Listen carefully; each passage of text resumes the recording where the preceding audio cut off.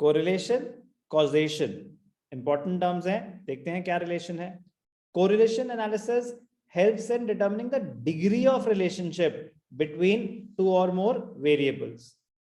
However, it does not tell us anything about cause and effect relationship. Cause and effect relationship नहीं बताती.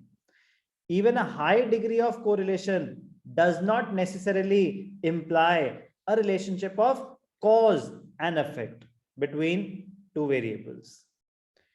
If there is correlation between two variables, it may be due to the following reasons. Number one, both the variables being influenced by a third variable. It is possible that a high degree of correlation between two variables may be due to the influence of a third variable not included in the analysis. For example, high degree of correlation between the yield per acre of rice and jute may be due to the fact that both are related to the amount of rainfall. कह रहे जब rice की production ज्यादा होती है ना, output jute की भी ज्यादा होती है, तो जितनी ज्यादा राइस उतने ज्यादा जूट। कह रहे फिर ये रिलेटेड है? कह रहे नहीं, वो दोनों ही बारिश पे रिलेटेड थे। जितनी ज्यादा रेनफॉल उतनी ज्यादा राइस का आउटपुट होगा, उतना ही ज्यादा जूट का भी होगा।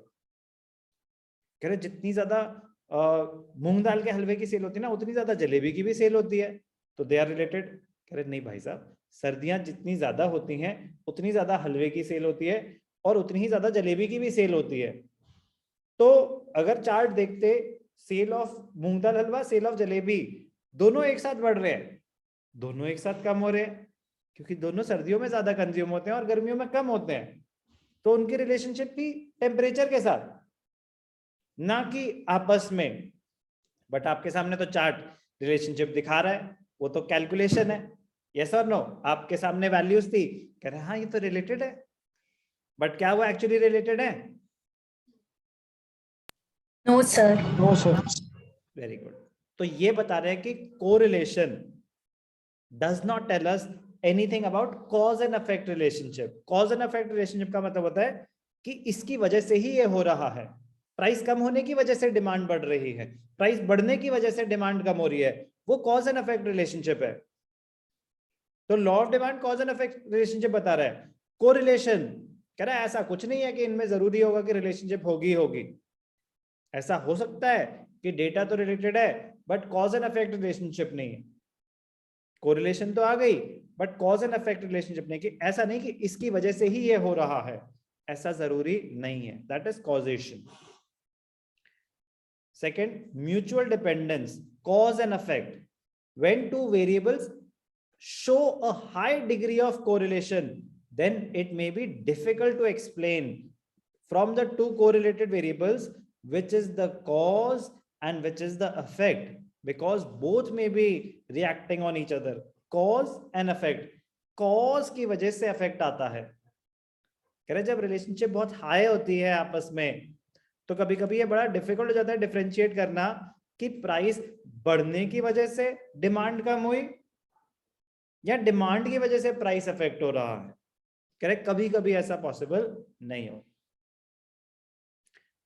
तो correlation it does not tell us about the cause and effect relationship. वो बस ये बता रहा है कि डेटा आपस में रिलेटेड है कि नहीं है। अगर है भी तो इसका मतलब ये नहीं कि वो दोनों एक दूसरे पे डिपेंडेंट है। कॉज एंड इफेक्ट रिलेशनशिप होना जरूरी नहीं होता कोरिलेशन में। For example, increase in price of a commodity increases its demand, so price is the cause and demand is the effect.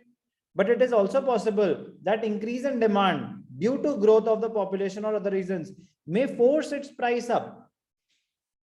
ऐसा भी तो होता है कि किसी चीज की डिमांड बढ़ती जा रही है, उसकी शॉर्टेज हो गई, उसके प्राइसेस बढ़ गए। Now the cause is increase demand and affect is the price. कह रहे इकोनॉमिक्स में तो हो सकता है कि प्राइस की वजह से डिमांड अफेक्ट हो रही थी या डिमांड की वजह से प्राइस अफेक्ट हो रही थी। कह रहे कोरिलेशन ये नहीं बता पाता, कोरिलेशन में ये नहीं पता चलता। कोरिलेशन में बस ये पता चलता है कि डेटा आपस में रिलेटेड है कि नहीं। कौन किस पे डिपेंडेंट है ये कोरिलेशन नहीं बता सकता। बेसिकली वो कॉज एंड इफेक्ट रिलेशनशिप नहीं एस्टैब्लिश कर सकता कि अगर ये चीज बढ़ रही है तो क्या वो इसकी वजह से बढ़ रही है, और वाइस वर्सा। ये इंपॉर्टेंट लाइन है, correlation can not tell us about the cause and effect relationship. Pure chance, the correlation between two variables may be obtained due to sheer coincidence और pure chance। जब जब रोनित के marks पढ़ते हैं तब तब दृष्टि के मार्क्स पढ़ रहे हैं। This can be pure coincidence, but लेकिन आप कैलकुलेट करोगे तो कोरिलेशन आएगी मैथमेटिकली, तो कि अच्छा जब जब इसके बढ़ रहे हैं तब तब इसके बढ़ रहे हैं, जब जब इसके कम हो रहे हैं तब तब इसके कम हो रहे हैं। तो यहाँ तो ये साथ पढ़ रहे हैं, यहाँ एक दूसरे की चीटिंग हो रही है। मैथमेटिकली तो कोरिलेशन बन गई ना, बट क्या कोरिलेशन, क्या कोई रिलेशनशिप थी? नहीं, दोनों के एग्जाम ही सेम टाइम पे थे। बात समझ आई? तो क्या ये डेटा से आइडेंटिफाई, रीजन आइडेंटिफाई करना पॉसिबल है कोरिलेशन में? No sir. तो कह रहे it may be pure chance कि मैथमेटिकली कोरिलेटेड आ रहा है डेटा, बट रियलिटी में वो डेटा रिलेटेड ना हो। तो ड्रॉबैक है ना, एक लिमिटेशन है। But yes, correlation between two variables may be obtained due to sheer coincidence. Such a correlation is known as spurious, misleading. So while interpreting the correlation of coefficient, it is essential to see if there is likelihood of any relationship between variables under study. For example, we may get a high degree of correlation between two variables in a sample, say size of shoes and income of people. कह रहे वो by chance mathematically आ गई कि जिसकी income ज्यादा है उनके शू size ज्यादा है। कह रहे भाई वो तो आ गई ना उस डेटा के हिसाब से, उनमें कोई रिलेशनशिप है नहीं। In fact there does not exist any such relationship. So correlation analysis provides only a quantitative measure. वो तो एक mathematical value है. It does not necessarily signify a cause and effect relationship between the variables. Therefore, it is necessary to ensure that variables for correlation analysis are properly selected to make analysis really purposeful. Correct, correlation analysis का फायदा तभी होगा जब आपने data को ढंग से analyse कर लिया है कि हाँ इनमें रिलेशनशिप हो सकती है, तब आप उसको स्टडी कर रहे हो। वरना मैथमेटिकली तो किसी भी चीज की कोरिलेशन आ जाएगी। 9th के बच्चों को 11th के बच्चों के साथ मार्क्स करोगे तो भी कोई कोरिलेशन आ जाएगी, बट उनमें कोई लेना देना थोड़ी ना है, बहुत अलग बातें हैं।